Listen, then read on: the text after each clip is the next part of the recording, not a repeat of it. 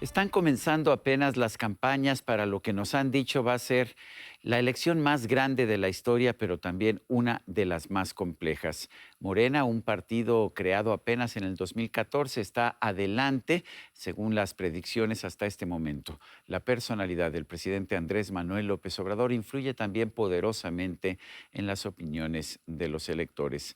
Para tratar de entender un poco más lo que está aconteciendo en estos momentos, quiero agradecer la presencia en este programa de Francisco Abundis, director de Parametría, una de las empresas encuestadoras más importantes de nuestro país. Francisco Abundis, buenas noches.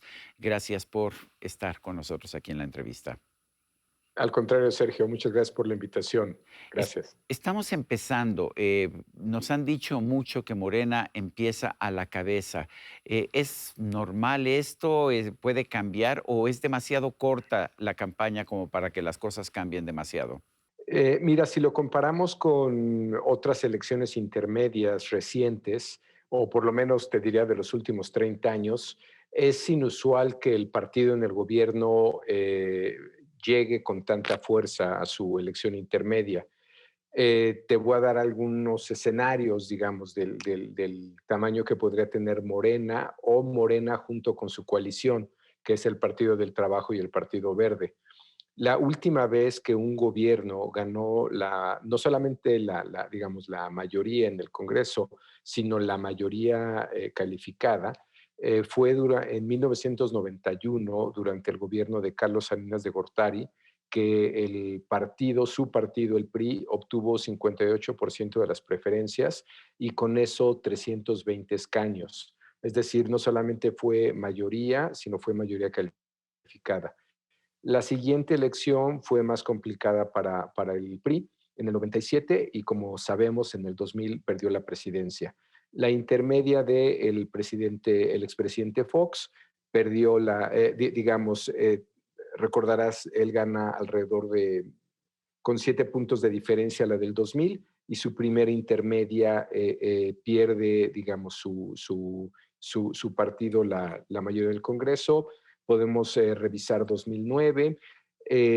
La última elección que tuvimos de una intermedia con, digamos, en este caso el PRI en el gobierno 2015, el PRI ganó la mayoría de la Cámara de Diputados, pero con sus aliados en su coalición. Aquí estamos en un escenario donde Morena solo podría llegar a obtener la mayoría simple en la Cámara de Diputados, es decir, 250 más uno, pero con sus dos, digamos, partidos en los que está en coalición, con el PT y con el Verde, podría llegar a obtener la mayoría calificada. Este es el escenario que tenemos, Sergio, es uno que no veíamos hace cerca de 30 años. Ahora, lo curioso del caso, Paco, es que estamos viendo también una situación en que estamos saliendo de la peor crisis económica, por lo menos desde 1932, y la experiencia nos ha dicho que los partidos en el poder pierden respaldo cuando hay una crisis económica, pero también una mortífera pandemia de COVID-19 en que México es uno de los países con mayor mortandad. ¿Por qué no está afectando esto al partido de gobierno? Mira, creo que es la pregunta obligada o es la que nos hacemos todos. No solamente las preferencias electorales de Morena, tú lo dijiste al principio, vamos un paso previo, ¿por qué no está afectando la preferencia o la aprobación del presidente? Y a su vez de la preferencia electoral por su partido. Te diría que habría por lo menos tres factores. Uno es que hay programas sociales que se han ampliado y están llegando a un mayor número de hogares con montos de ayuda mayores de los que se tenía. Creo que este es un elemento que no debemos perder de vista.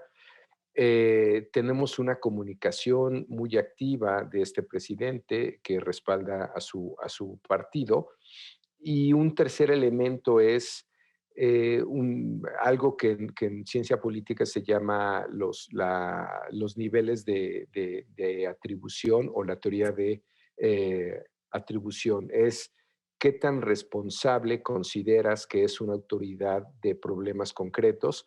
Tú mencionaste dos, como es el tema económico o la crisis económica o la propia pandemia. Y lo que hemos visto, Sergio, es que la opinión pública en el país no ve al presidente como el principal responsable de estas dos crisis. Y esto no es la primera vez que pasa. Le sucedió también al expresidente Calderón. Recordarás 2008-2009, que vino una crisis económica y luego una crisis de salud. Y el fenómeno fue similar, es decir, a él no le afectó tanto en su aprobación porque la gente no consideró que fuera su responsabilidad. Creo que eso es algo que hoy por hoy está protegiendo los niveles de aprobación y luego la preferencia electoral por el partido del presidente. Esto es a nivel nacional. ¿Qué estamos viendo en los estados? Hay elecciones para el gobierno de 15 estados. ¿Qué están viendo ustedes allá en Parametría? Mira, como bien señalas, bueno, ya es como cada elección es la más grande de la historia por este fenómeno de Sí. concurrencia que tenemos. Ujú. Entonces, sí, tenemos 15 gobernadores, tenemos casi 2,000 alcaldías, Sergio, que tampoco es un tema menor, y 30 congresos locales. Entonces, sí, o sea, estamos hablando de mucho poder en disputa, de una elección donde hay muchos cargos y de alto rango, digamos. A los que tú te has referido, a los 15 de gobernador, em, te diría que ahí vamos a estar en un fenómeno donde nunca lo local va a influir tanto una elección federal. Si bien es lo más visible para esos 15 estados donde hay elecciones de su gobernador, pues lo que parecería que importa más a nivel gobierno federal son las diputaciones. De hecho, esos 15 estados no que es casi la mitad de los estados en contienda, 15 de los 32, no representa la mitad de los distritos electorales para diputados, solamente son 92, es decir, es una tercera parte de los distritos de mayoría relativa, de los 300 que hay, y hay que recordar que hay otros 200 de representación proporcional. Bueno, lo que estamos observando ahí, Sergio, es que la selección de candidatos que hizo Morena o que hizo su dirigente o que hizo su comisión de elecciones, parece ser que fue un criterio básicamente de competitividad, es decir, Ujú. fueron los mejores en términos electorales. Eran Y encuestas, ¿no? estamos viendo ¿Sí se que a usaron nivel encuestas local, para elegir a los candidatos? Eso es lo que nos dicen. ¿Sí se usaron encuestas? yo creo que sí, y te diría que buena parte de mediciones que se hicieron en el momento que estaban estas candidaturas coinciden, no, digamos, puedes tener varios estados donde pudo haber más de un candidato posible, pero te diría que en general el perfil de los candidatos que seleccionaron son muy competitivos, si no es que son los más competitivos. Y Ahora, eso también le da una fuerza a Morena en lo local. Ahora, lo curioso del caso es que vemos candidatos como Félix Salgado Macedonio que son repudiados, cuestionados en la prensa por los comentaristas, por la comentocracia, como la han llamado, y sin embargo su popularidad parece muy sólida ya en el estado de Guerrero. ¿A qué se atribuye esto? Sí, ese es un buen ejemplo, yo creo, Sergio. Yo creo que a veces lo que pasa o lo que vemos en prensa, lo que pasa en redes, no necesariamente es lo que está viendo el ciudadano o es lo que está valorando. Y el caso de Guerrero puede ser un buen ejemplo. Eh, sí, de las mediciones que hemos visto antes y después de estas acusaciones, antes y después de los escándalos, Félix Salgado parece conservar el mismo nivel, ya no digas de preferencia electoral, el mismo nivel de opinión o de buena opinión. Yo creo que él en particular es una figura con la cual es difícil que le puedas hacer una campaña negativa, porque desde que era presidente municipal de Acapulco, es alguien que presumía, te estoy hablando de 2003, 2004, es alguien que presumía que no lo podías calumniar. Y Ujú. como broma decía, porque todo lo que digas de mí es cierto. Mm. Eso que parece, bueno, no parece, es un chiste, era una broma que él hacía, da la impresión que lo protege en buena medida de todas estas acusaciones. Te diría que hay una medición por ahí que sugiere que casi el 60% de la gente en Guerrero cree que las acusaciones sobre Félix Salgado responden más a un tema electoral que propiamente a un propósito de hacer justicia. Entonces, sí hay como un contraste muy fuerte entre lo que están pensando los guerrerenses y el resto digamos, de la opinión pública o lo que puede estar pasando a nivel nacional. Ahora, ¿por qué razón?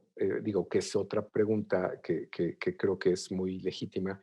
Este partido, Morena, está dispuesto a pagar el costo, ¿no? Varios pensarían a nivel nacional, cuando Guerrero pues es una gobernatura. Te diría, y esto ya es un tema pues de demografía electoral, que en México no tenemos voto de género. Y te lo digo de manera preocupada, autocrítica, Ujú. alguien que tiene dos hijas y que esto me preocupa muchísimo. En México las mujeres no votan por mujeres. Si lo comparas con Estados Unidos, donde una candidata como Hillary Clinton pudo cambiar el voto de las mujeres dependiendo del lugar entre 10 y 15 puntos, mujeres votando por una mujer, eso en México no lo tenemos.